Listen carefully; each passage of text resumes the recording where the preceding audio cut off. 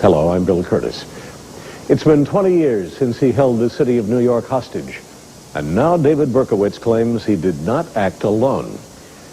Since his arrest and plea of guilty, the so-called Son of Sam has said little about a violent rampage which ended with 6 young people shot to death and 7 others wounded. He was portrayed then as a madman on the loose. But today, David Berkowitz paints a much different picture of himself.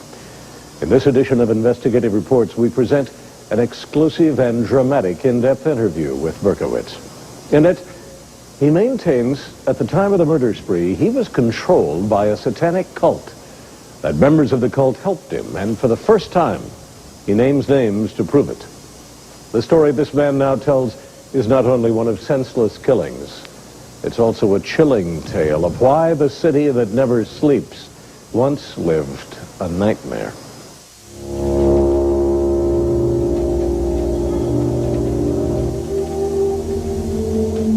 It was an evil time, it was an ugly time, it was a time I'd like to forget. His legacy is the most sensational serial crime spree in New York City history. It would begin in the summer of 1976 and end a year later with the arrest of a nondescript postal worker named David Berkowitz. People of the city of New York can rest easy this morning because of the fact that the police have captured a man whom they believe to be the Son of Sam. Once caught, David Berkowitz confessed to the year-long rampage of shooting attacks in Queens, the Bronx, and Brooklyn, in which 6 people were killed. There would be no trial, just a quick plea of guilty. Berkowitz was sentenced to life. The great metropolis sighed with relief, the nightmare apparently over. But the celebration may have been premature. New evidence has come to light that could dramatically change the original portrait of a lone madman. Berkowitz now is changing his story, claiming he was a scapegoat, the fall guy for an elaborate Son of Sam murder conspiracy. When I got involved in this, I never knew that I was going to become a murderer. I never knew that I was going to hurt anybody. I just joined for a thrill, looking for some friends, looking for some companionship, looking for some fun or whatever. You know, I was bored, I was lonely, and I got caught up in something over my head. That something, says the now 44-year-old, was a satanic cult. Berkowitz broke his silence only once before, in a 1993 television interview with author Maury Terry, who has investigated the case since it began.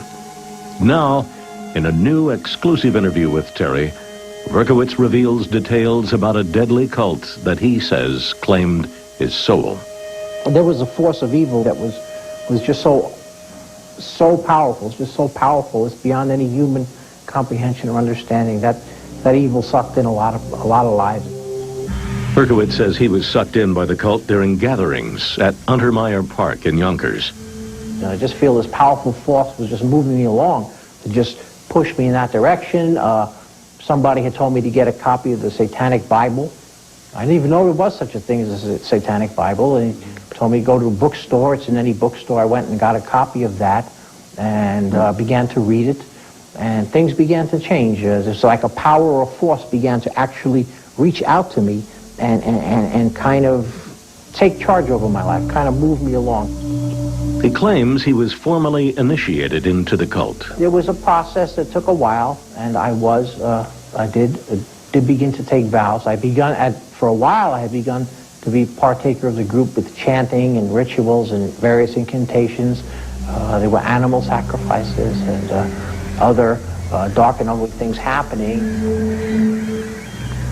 Police confirmed they found evidence of animal sacrifices.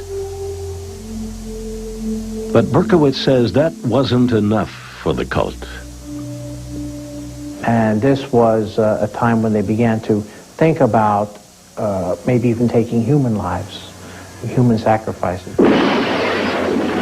18-year-old Donna Loria would be the first to die, fatally shot while sitting in a car outside her family's Bronx apartment building in July of 1976. Friend Jody Valente would survive her gunshot wound. My daughter was 18 years old, and that's what he took out of my heart, 18 years. And I hope they get him. I really, really do. Police released this sketch of the gunman, but the case remained unsolved. 3 months later, 5 shots were fired through a car in Queens. Rosemary Keenan would not be hit, but Carl De Niro took a bullet directly to the head. Thought the car exploded. I don't recall hearing shots, but with glasses all over and blood was dripping down my face, so I knew something happened. I feel like I hit my glass. De Niro never saw his attacker. Barely a month later, a gunman suddenly opened fire at 2 teenage girls sitting on a porch. Both Donna DeMasi and Joanne Lamino were hit, Joanne paralyzed. This time, police released 2 sketches of possible suspects. The attacks continued into a brutal New York City winter. On January 30th, a couple in Forest Hills became the latest targets of terror. 26-year-old Christine Freund died instantly when her boyfriend's car was hit by a hail of bullets. John Deal was uninjured.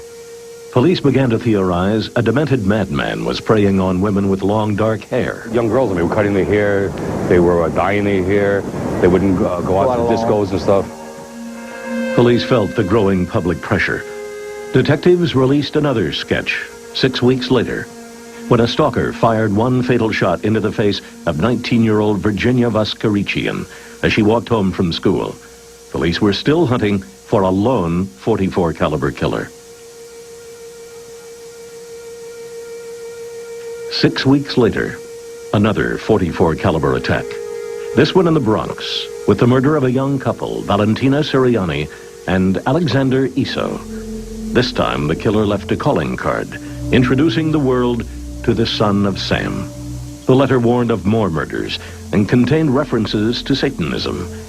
8 weeks after that attack, the killing fields moved back to Queens. The target, another couple, Judy Placido and Sal Lupo, wounded as they sat in a car outside a disco. I just, city at the time was under siege. It was being held hostage by this guy, and where's he going to strike, when's he going to strike? And it was like it's total, terrorism. And then, for the first and last time, Son of Sam struck in Brooklyn. I was covered with blood, and the girl was covered with blood. It was a horror. This guy screaming, just screaming and screaming. 20-year-old Stacy Moskowitz had joked to her mother she was safe, her hair was blonde. Hours later, in a car on a lover's lane, she would be proved very wrong, shot point blank in the head. Her boyfriend, Robert Violante, survived, but was partially blinded. We do have a description of someone who saw him. I'm hopeful that will be helpful, but if you're asking whether we have any indication of who he is or where he might be, the answer is no. He's an animal. An animal, like everything else, should be caged, and he should be tortured. By now, the New York City Police Department had unleashed the largest manhunt in its history to try and stop the killer. We are increasing the manpower. Members of the force assigned to approximately 300. Today, Berkowitz says there were at least 5 other killers, 2 of them women. Was that shooting done by a woman? Is Berkowitz telling the truth? Many say yes, because they argue he readily admits to being the triggerman in 2 of the attacks and an active conspirator in all of them. He's resigned to spending the rest of his life in prison. I'm doing life without parole, and that's the real deal. I'm doing consecutive life sentences totaling more than 300 years. There is a parole hearing in the year 2002, but that's not a parole hearing to go out into the street. That's just a parole hearing to sign me over to begin to do my next life sentence. So according to the way the law is, I have to do one life sentence after another, which means in all reality, I'm never getting out. So which murders does Berkowitz admit he carried out? The first, Donna Loria, and the murder of the young couple in the Bronx. But he is adamant about the others, including the most notorious, the murder of Stacy Moskowitz, the final victim. Was that you? I was there at all of them in the area and scouting, and I had a part. I'm responsible. for my involvement in those things, and definitely guilty. But not alone in that guilt, he says. There was some kind of strategy to just, some people had other ideas. I guess that's what was decided upon, was just kind of like a madman on the loose type thing. If Berkowitz was indeed a member of some satanic cult, who were they? And what were they trying to achieve? When Investigative Reports returns here on A&E, the Son of Sam talks about a group bent on total social chaos. Satanism kills, but Jesus Christ, he gives life. He is now a servant of God, born again behind bars. But 20 years ago, David Berkowitz was a soldier of Satan, recruited, he says, to spread evil. In the darkest part of my life, when I was no longer in my right mind, when I was ugly and vicious and wicked, in all that darkness, all that confusion and all that chaos, God's hands of love reached out to me and picked me up out of that mess. That mess, says Berkowitz, was the world of the occult. It was a fascination that began innocently enough, a troubled teen looking to fill a void. His childhood, while not perfect, gave few hints of an impending internal storm. He was born out of wedlock and adopted by a Jewish couple in the Bronx. It was just me and my dad and my mom, and they were a beautiful couple. They gave me as much love as they could and tenderness, but I had a lot of emotional problems growing up. I had a lot of bouts of very severe depression and behavioral problems. A lot of that I know today was as a result of demonic oppression. He sought escape by joining the army, but would return to the Bronx 3 years later, still a lost soul. I didn't have any real friends. I didn't have any real hope or future or goals in mind at the time, just going from day to day, and I felt alienated. He would then meet a friend who would change his life, Michael Carr, who had a brother named John and a father named Sam, and all would prove to be integral to the saga of Son of Sam. I met him and at that party, and we just kind of got acquainted. He was basically an outgoing guy with a lot of zip, a lot of wild, crazy ideas. We began to talk about the occult. It just came up. I was kind of like a misfit at the party. I didn't know anybody, so I was just hanging out over there. And we started to rap, and one thing led to another. He wanted to take me to this park, and meet some people. Those meetings took place at Untermeyer Park, amid the ruins of what had once been a private estate. I was just a dumb Jewish kid from the Bronx looking for friends, looking to hang out. But now looking back and seeing what had happened, I was being introduced into the occult, into Satanism. It was a recruitment process, a slow but methodical recruitment process, yes. Recruitment into Satan's army, he now says. Berkowitz reveals the name of the cult he joined for the first time. Right. Woven deeper into the Westchester group was a mixture of more hardcore individuals, and they were known as the Process in general terms, although they didn't really use that name a lot. The Process Church of Final Judgment. Confidential federal documents show the group has been investigated for various criminal activities. The Process first registered as a non-profit religious institution in Louisiana in the 1960s and spread to other states, often changing names. Jesse Turner is a former Process affiliate and hitman, now doing time in Alabama. The reason for killing people? Sometimes it would be financial, sometimes it would be vengeful, and sometimes it would just be to keep the ball of evil going. Is that what they wanted? Yeah, social Armageddon. Not an Armageddon in the biblical sense, but a social Armageddon. I mean, this is not just something they were doing for any type of necessary pleasure, but that was just a part of an agenda, a very deep, covert and hidden agenda. They were about making war, and they believed that the end of the world would come around the year 2000, and they believed that Jehovah and Lucifer and Satan were working together to bring about terrible cataclysmic events. And these people were, based on that belief, they were working with Satan to try to bring in a lot of chaos, thinking to speed up the process of all these events happening. And what better way to create chaos than to slay America's future? Bright young people in middle-class neighborhoods. It was all carefully planned, Berkowitz now reveals. The Son of Sam murders mapped out at a house in Westchester County, north of New York City. They were high-level occultists, high-level Satanists, high-level process people. Approximately how many people were at this meeting, all told?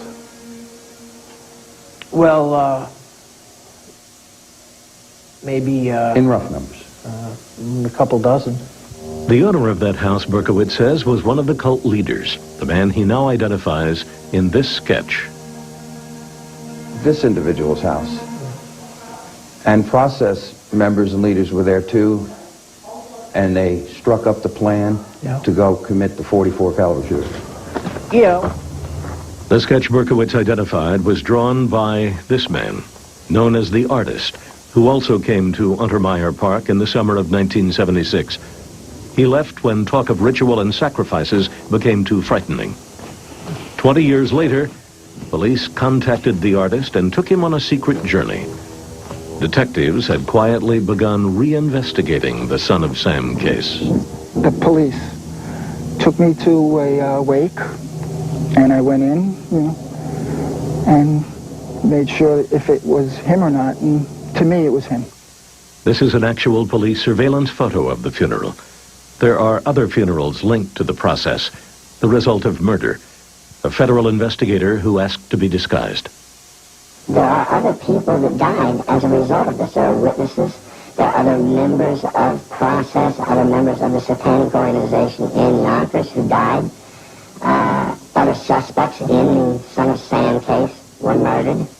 Nearly 24 people linked to the cult have died violently since the arrest of Berkowitz in the summer of 1977. But where does the name Son of Sam come from?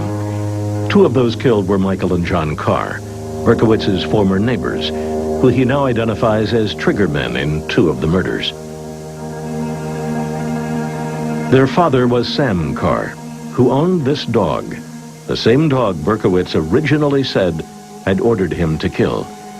He now admits he made the whole story up in order to make himself look crazy. Berkowitz says he doesn't want to name the other shooters because they're still alive and dangerous. How dangerous? Sort of telltale sign. It's bad shoes. If they feel you are endangering their organization, in my heart, they would hold no punches about killing you. And that's one reason Berkowitz says he agreed to take the rap for all the murders. That was the role, I had sold myself to the devil. I gotta do it. Gotta do it. You gotta take the soldier. I was a soldier, It's just you gotta take the weight. It's like in the Army. I was in the infantry in the United States Army, and you were trained if you got caught. You just give the enemy your name, rank, and serial number. And that's what Satan does to you. Berkowitz claims that as a condition of joining the group, members were required to turn over photographs, names, and addresses of all their relatives. I was concerned for my family, too, And, just things happen so quickly, I couldn't think straight anymore. Just couldn't think straight anymore. It's under so much pressure. It was just. But I didn't want to see anyone in my family hurt. They could have done that easily. David Berkowitz escaped with his life, but claims he paid for it by taking the fall. He says he was ready when cops came to arrest him. Berkowitz says his arrest was not the result of good police work, but instead that he was... The break in the sensational case seemed so mundane. It was a parking ticket that led to the arrest of David Berkowitz in August of 1977, after a year-long reign of terror. The police department had their man and were eager to show him off to an anxious public. No one paid much attention to his blasé reaction. He made a statement along, well, you got me. But now it's extremely significant, because Berkowitz claims he wasn't surprised, he was tipped off. He says he received a phone call at his apartment telling him the cops were coming. I knew it was just pretty much going to be, everything was getting groomed for the last few days to just kind of get picked up or something. Somebody knew something and says, well, you're gonna take a fall for this. So it just, it was just being, everything was just being set up. Set up, he says, by leaders of a cult he now names as the Process Church of Final Judgment. From the late 60s to the mid-70s, the group had a New York headquarters on First Avenue in Manhattan. At least one witness told police she saw Berkowitz entering the building only days before his arrest. Yeah, I went down there. More corroboration comes from the artist, who sketched several people during cult meetings in Untermeyer Park. A guy named Ken. He had a voice like this. Mm-hmm. Do you know who that individual is? That's Ken. Do you know where he's from or what he was a part of or anything about him? He was basically a recruiter and one of the leaders or elders and brother of the Process and so forth. And moved around, So this individual is Ken from the Process? Yeah. And he was at Untermeyer Park? Yeah. The artist also drew something else in the park.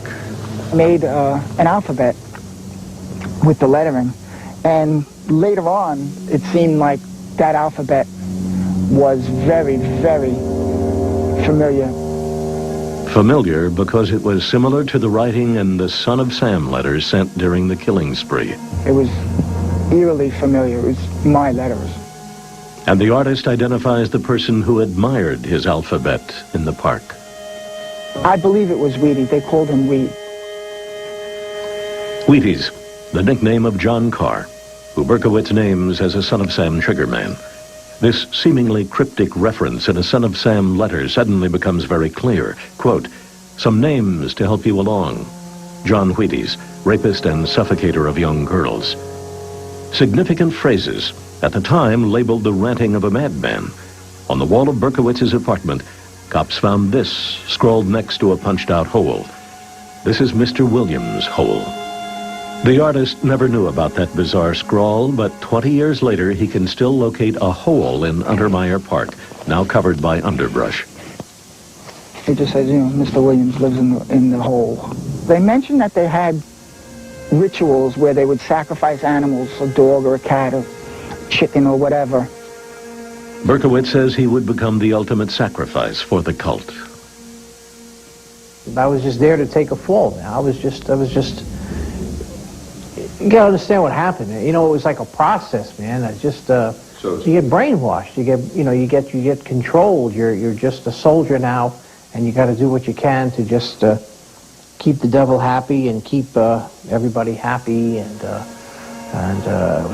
was a stupid thing, waste. Yeah, I look back and see that I, was foolish and threw my life away. But at the time, once you get caught up in that. Man, once you get caught up in that, that's it. I wasn't expecting to live, really. I don't know if I was going to live. I don't know if I was going to die. The threat was very real, says this former cult member who calls himself Brother John Paul. He considers himself one of the lucky ones. He escaped from the cult. The only way that you could get out of this thing was either they killed you off, you killed yourself off with a suicide. Okay. That was the only way to get carried out in a pine box. John Paul says he was first recruited into the cult by none other than John Carr, a former high school classmate. John talked very specifically about a pyramid, okay? And that to get to another level of this pyramid, he had to turn around and prove that he was worthy of this level and had to kill somebody. He wouldn't succeed. But according to Berkowitz, John Carr would seriously wound 2 teenage girls in the 3rd Son of Sam attack. The next shooting was in Queens of Joanne Lamino and Donna DeMasi. Is it a fact that the shooter that night was John Carr?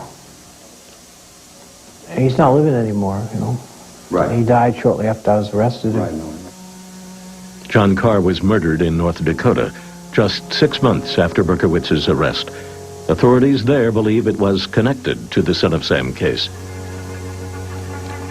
First, it was thought to have been a suicide, but subsequent investigation and interviews lead us to believe that it's very likely a homicide. Nearly 20 years later, that murder is still unsolved. In 1979, John's brother Michael died in a high-speed auto accident in Manhattan. Berkowitz now names Michael as the shooter of Judy Placido and Sal Lupo.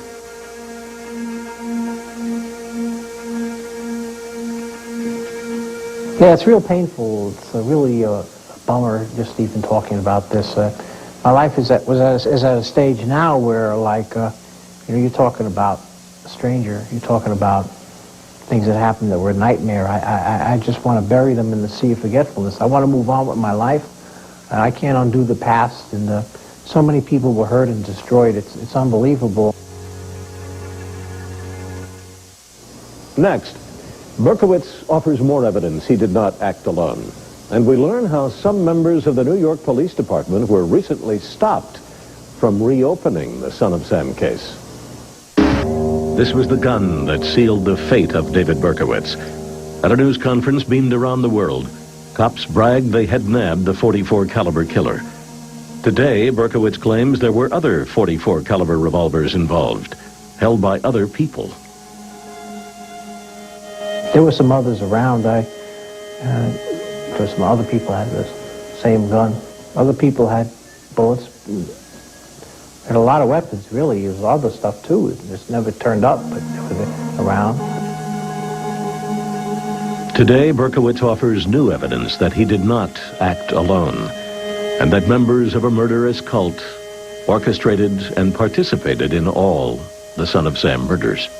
The shooting of Christine Freund in Queens.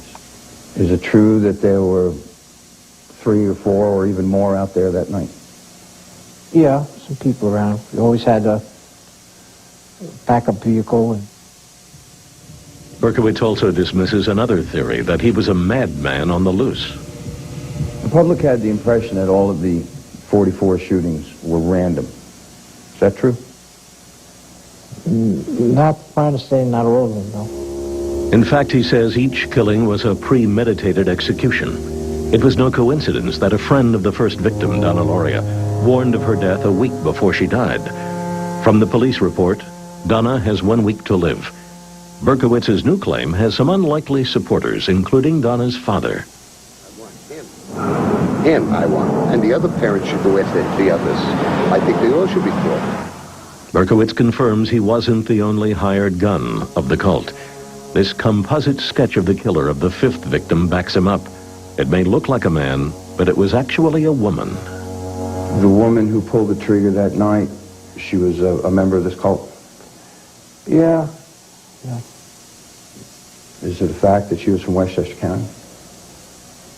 Yeah, I knew her from there.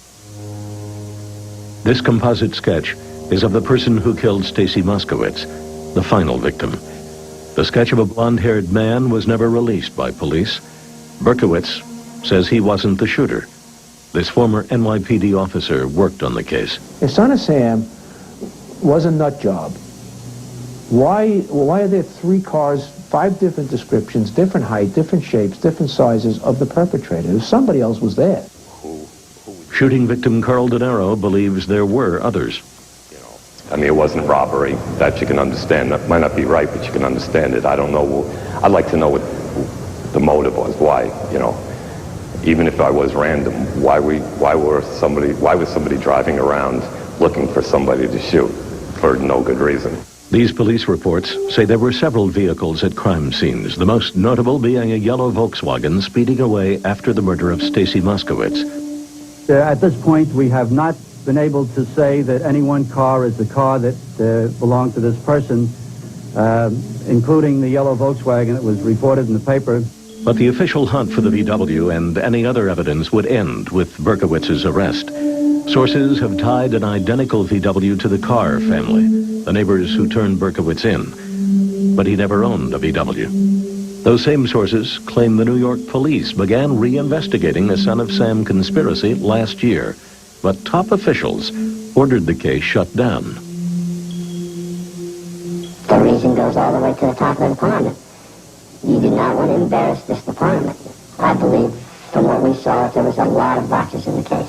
Ballistics, they messed up searches and seizures at the time of Berkowitz's arrest and prior to his arrest. Sources point to a midnight search of this brownstone, once owned by suspected pornographer, drug dealer, and photographer Ronald Sisman. He and his girlfriend, Elizabeth Platzman, were murdered execution-style on Halloween, 1981. The reason for the search by police? The source says the department believed Sisman had photographed the murder of Stacy Moskowitz and had hidden a copy of the film known as a snuff film. For the first time ever, Berkowitz says one existed. This time when the sacrifice had been made, this is all, part of the ritual and everything, and there was some filming going on. Somebody wanted to film it for somebody else or whatever. Berkowitz says there were 3 people in a van at the Moskowitz murder filming the shooting, and the evidence mounts. This self-confessed process hitman named Jesse Turner says he was hired to kill Ron Sisman by a world-renowned artist. Who approached you to take care of Ron Sisman? Robert Mapplethorpe. Why? Because Ron Sisman had possession of some snuff films. The late Robert Mapplethorpe, a controversial artist known for his graphic and some say pornographic work. Turner lived with Mapplethorpe in the early 1970s. Robert was not a member of the process. He was associated with the process. The process, they were using each other. If there was a snuff film, then what happened with it? After the church ordered it? Yes. Well, there were several copies made. Robert explained it to me and said, look, Sisman's got these films, and most importantly, he's got the Moskowitz film. We discussed him dying, yes. Turner claims the murders were actually carried out by 2 accomplices who recovered 5 snuff films. He told the same story to New York City police last year, but soon after the investigation was stopped. They learned that the investigation led on into the Son of Sam case, and that there were things were messed up during that case. Of course, it would be embarrassing to an agency who had done botched up an investigation and not looked forward into it. There's murderers running loose on the street today, and they didn't put them in jail. Some other unlikely believers of the cult theory, the parents of Stacy Moskowitz, who spoke in this 1993 interview. I had to hate somebody. And the only one I knew, the only name I got was Berkowitz. So I had to hate David. In my opinion, the New York Police Department covered it up. The city covered it up. I don't know what the New York City Police did. I still don't know what they did. I feel the city did wrong. They never followed up the case. And I heard quotes from judges that this case would break wide open in New York. And when it does, there's going to be a lot of heads rolling. Mrs. Moskowitz has corresponded with Berkowitz. This letter has been in my prison cell for 3 years, and I never answered it. But she wrote me the most beautiful letter a person could write to someone else, especially a person who was in some way responsible for harm being done to their family. And I would just like to thank her personally from the bottom of my heart. I'm going to answer this letter one day when I get the courage to do that. There's so much pain involved to even face these things, but I'm truly blessed. I'm truly blessed. The blessed and the cursed. Those familiar with the cult believe it is still active, just masquerading under a different cloak.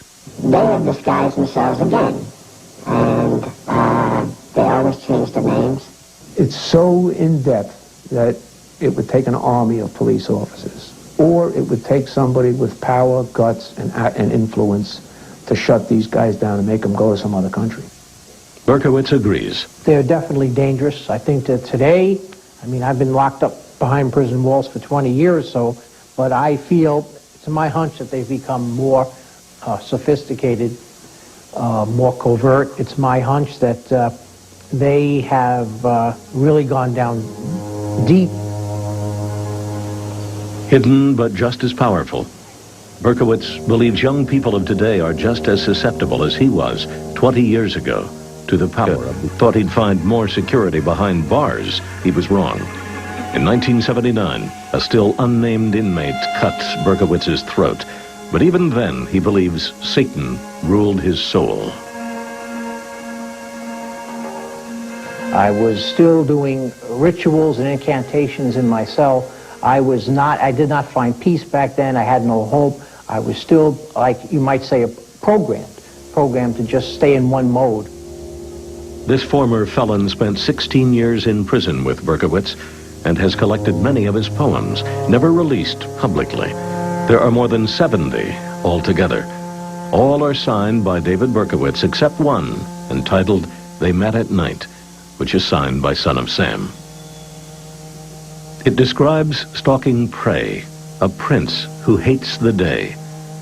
Most of his writings are ripe with references to demons, the devil, and darkness.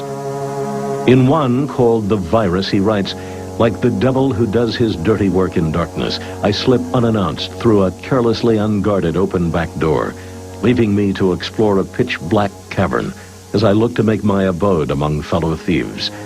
A forever hunter, I'll hound and wound my prey until eternity tells me to stop sucking away my host's slowly ebbing life force." With times when I was talking to him, I felt like I was sitting with the devil, and that I was talking with the devil, and I touched the devil or some sort of devilish beast. Just the look on his face, the glare in his eye, it's hard to define. It wasn't until several years later, Berkowitz says, that another inmate showed him the light, introducing him to Jesus Christ and the Bible. He brought me to faith in Christ, and that's when a lot of changes began to take place. That's when a lot of cleansing began to come into my life. A time of sorrow that I've been going through, a time of agonizing sorrow, was coming to a close in many ways. But closing one chapter would open another.